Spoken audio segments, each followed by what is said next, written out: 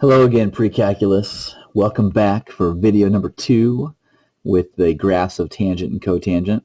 What I want to do is I want to show you the graph of cotangent in this video. And what you'll notice is I've overlaid the graph of tangent with the graph of cotangent. And what it is, if you remember back to talking about these functions, cotangent is the reciprocal function of the tangent graph. So what happens is the asymptotes from the tangent line, which is the blue here, the asymptotes that we talked about at negative pi over 2 and positive pi over 2, when you do the reciprocal of those, remember an asymptote's undefined, so when you do the reciprocal of undefined, you actually end up with 0. So you'll notice right here where the asymptote occurs for the tangent line is actually a 0 for the cotangent graph.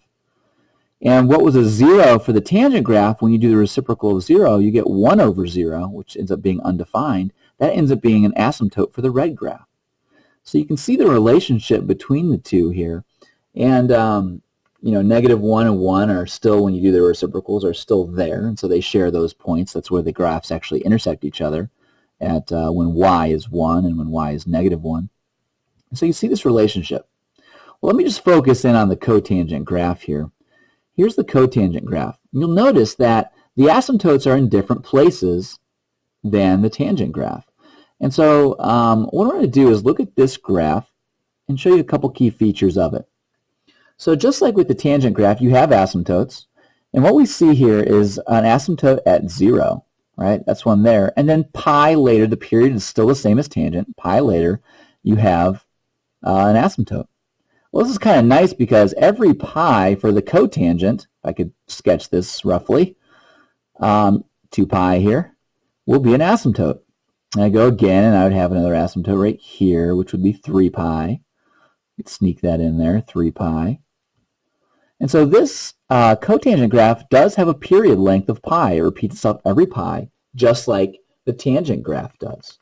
But the cotangent doesn't start at negative pi over 2 with its asymptote. It starts with an asymptote at 0. And you'll see the reciprocal relationship that I mentioned before. Now, 3 key points on the parent function of the cotangent graph are not 0, 0 like with the tangent. You're going to have it crossing the x-axis at, well, you could probably guess what's between 0 and pi. It's pi over 2. And actually at pi over 2, the cotangent graph is 0. Halfway between pi over 2 and pi, you're going to notice that you have 3 pi over 4. So here at this coordinate point, you have 3 pi over 4 and then negative 1. And up here, you will have pi over 4. And at pi over 4, you're at positive 1, which kind of makes sense because the tangent and cotangent are the same at that value. And so anyways, these 3 values repeat themselves. Pi later, you have it crossing 0 yet again. And you would be at, add pi to this, 2 pi over 2, gives you 3 pi over 2 and 0. Then you add to right here, you add a pi to the pi over 4, and you get, well, a 5 pi over 4 right here. And at positive 1, and then again it repeats right here. So you can figure these values out, and they repeat themselves all throughout the cotangent graph. So this is the parent function here. Very important that you know that tangent and cotangent have different asymptotes, and cotangent actually starts up and goes down, while tangent, if you look back, starts down and then goes up. So pay attention to some of those key differences. All right, let's go to a piece of paper here, and let's actually sketch a graph that you'll have to be able to do on your homework. So looking here at this, what I'm going to do is I'm going to do a function. Let's go ahead and say f of x. And what we'll do is, see if this thing will focus for us, f of x equals negative cotangent of 3x. Now, what we have here, we have a vertical stretch of 2, but also there's a reflection. Okay, so there's a reflection over the x-axis. That's what's going on out here. So it's a vertical stretch of 2, but it's reflected over the x-axis. Then in here, remember the reciprocal nature of this. This is going to affect the period by, you guessed it, 1/3. It's reciprocal. And that's going to be times by pi like we had last time. It's pi over 3. So what happens if we're going to go sketch this graph? Let me kind of get a little y-axis going and then an x-axis going if we can. Try to keep this decent. But again, you're freehanding this. You're just coming up with a sketch. And what we're going to see here is, first of all, the asymptote is still going to be at 0 because it hasn't shifted left or right. So we have an asymptote here, and the period length is going to pi over 3. So I'm just going to throw a pi over 3 in here. That is going to be the next asymptote. And asymptotes will occur every pi over 3. Okay, that's going to be important. Now, halfway, we're going to notice it goes through 0.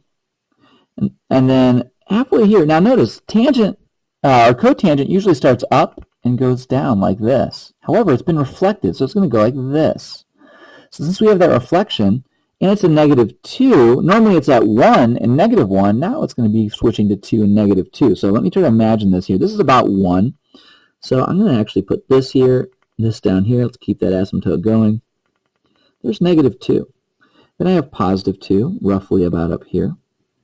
And so what you'll notice here is that at this value, it normally would be up here for cotangent, but it is reflected. So now it's down here. And then here would normally be down, but it is reflected, so it is up. These basic values will create the sketch of this graph right here. And it's going to look something like this. I know it's a really rough sketch. It does that.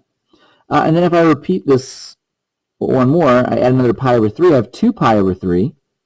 That's my next cycle here. And I do want you to sketch 2 cycles on your homework. Get used to that. I mentioned that last week with the sine and cosine graphs. But this just repeats. Don't have to do much thinking here. Just put the points in the same positions. It repeats the cycle, and it's going to go like this. Okay, kind of a hard sketch there, but it has a curvature to it. Okay. Now, there's your sketch of this graph right here. And notice I didn't do any left or right movement. And if there's a left or right movement, this asymptote will just start wherever the left and right movement is. Okay, so just watch out for that. So you'll notice the left and right movement could occur inside here, or if there's also an up or down movement as well, the x-axis would just shift. So pay attention to those. Now let me actually show you this graph with the calculator. Let me go back here. And here's the original cotangent. Let's bring up what this one would be. It would be -2 cotangent of 3x. We're going to compare them now. Whoa, look at that. You'll see that the period length is 1/3 of what it was. There's our sketch right here. These 2 lines right here are the sketch we just did. And the comparison is it's 1/3. So you have 3 cycles repeating itself for the black line over 1 cycle of the red line. And then it's also stretched out more vertically, so it doesn't have as much curvature in the middle. So pay attention to some of those key features here as you sketch tangent and cotangent graphs. Okay, so you notice the reflection there as well in that. Any questions, again, email me. Hope you guys are having a great day, and hopefully talk to you soon.